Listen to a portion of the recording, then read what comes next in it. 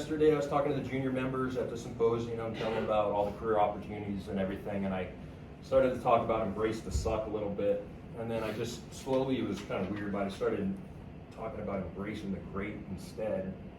And like today, we're going to be asking a lot, we're going to be talking a lot about how the rate is broken, how can we make it better, which is great, right? Because that's what we're here. We're here to fix things. And there's a lot of things going on, a lot of things that haven't been done. There's a lot of things in the works for making this rating better. I know you've heard that your whole careers, and you're like, yeah. But it looks like because we're hurting so bad, a lot of these things might come through. And then one other thing I did notice, being at headquarters, being around, before, like years back, you kind of feel like the cooks got bullied a lot. You know, between the MICPOG being a cook, the things we're doing, it doesn't feel that way. It feels like if you mess with the cooks, like there's a bunch of people that are going to bring it. Like I don't even think right now anyone even wants to get near us or do anything that's going to hurt our rating. So maybe the changes won't happen, maybe all these fixes won't happen, but just know that there's no one that's going to be pushing us around anymore. We've got that respect that I've always kind of wanted to see for the CSs. But yeah, I think today when you're hearing anything that's kind of negative, we got to ask ourselves, why does this rating produce such excellence? You know, we went to that symposium up in the buoy tender round, right? Every other rating, it seems like they do a talk and then they leave. The cooks are there every single day working 14-hour days, pushing out stuff, just in the mix, training, you know. I know the boats are like, just leave me alone, but you know, they ask for training. They come to the fleet, they're asking us for training. It's like, yeah, we got to tell them, we're training you. You're working every single day, you know. But just seeing the difference of what the cooks are doing and what all these other people, they got the same tono. They did like you were there, they did a couple speeches to the guys on the mess deck. I don't know where they were at. Fishing. Yeah. Cooks, no. Competitions, why do we beat every other service 2 years in a row? I mean, we usually do pretty good, but the last 2 years we beat every single service, our cooks. Our instructors at the TRACEN, at Advanced Culinary. I mean, go to Fort Lee and see instructors, you know? And then Advanced Culinary, our instructor always becomes the lead guy. Doesn't matter what rank, whatever, all of a sudden our instructors got to run in Advanced Culinary for all the other services, right? Our guys that go to warrant, 2 lieutenant, you know? But those guys excel, you know? When you see a captain walking around that went warrant, 2 lieutenant, whatever, chances are it's going to be a finance guy, he's going to be a cook. You know, the guy, the Matt McKinney, he's lieutenant commander. He works for the Commandant. He's a private cook. You know, you see cooks going to these other academics, and they always just excel. Culinary Olympics, you know, we've had people travel to Germany, compete in the Culinary Olympics.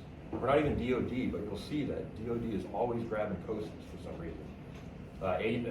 ACF Pastry Chef of the Year and Chef of the Year, right? That sounds pretty cool for the military. How about like ACF Civilian Nationals, you know? What? I mean, the CSs, how did 2 CSs go to Nationals, ACF Civilian, and win?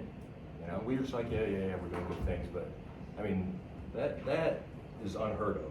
And you gotta ask yourself, why is that?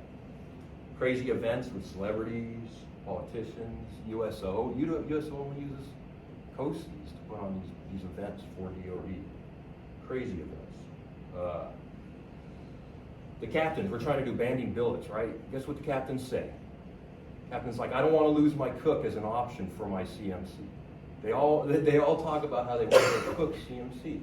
You know, how important is a cook? Why are the CSs so good at doing that? To the point where they produce the greatest of all time, the GOAT MICPOG. No one can even argue that he's not the GOAT.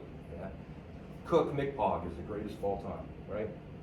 Forefront of the recruiting right now. I mean, they don't want to hear it, but dang man, cooks are showing the Coast Guard how to recruit. Forefront of social media. Cooks are blowing the recruiting a lot of social media. Working for the highest level of the government, Commandant, President, Chairman, DHS. Well, the chairman, you guys know who the chairman is, right?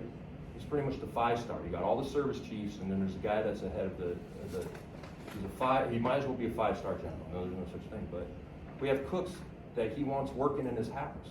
One of them right there, One of them's training the guys right there. But I remember talking to him, and he said he was flying with the chairman, right, into some country, probably Afghanistan. 2 days they spent there, did meetings and stuff, everything was just fine. They're flying out, boom, boom, boom, boom.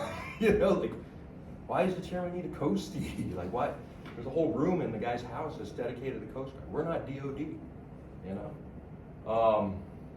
White House, they got a mess. They got 50 people right here. Half of them are chiefs. It's like 25 chiefs or above, right? Over at the mess, they cook for all the president's staff. Then they got the executive residence, right? And the executive residence, there's like 7, 8 coasties every time they need support. You don't see those Navy guys, and they're right there. They're right beside them, but they choose us. 15 years straight, they always pick the coastie. Probably not after our last event. I kind of got in trouble, but I wanted to see Elton John. Walked up a hill, I was by myself, and everyone came after, and on my way in, I got yelled at today. So. And then on top of that, the Commandant's 100-day initiatives, right? Guess who's on the forefront of all of these things? And guess who wasn't on the list?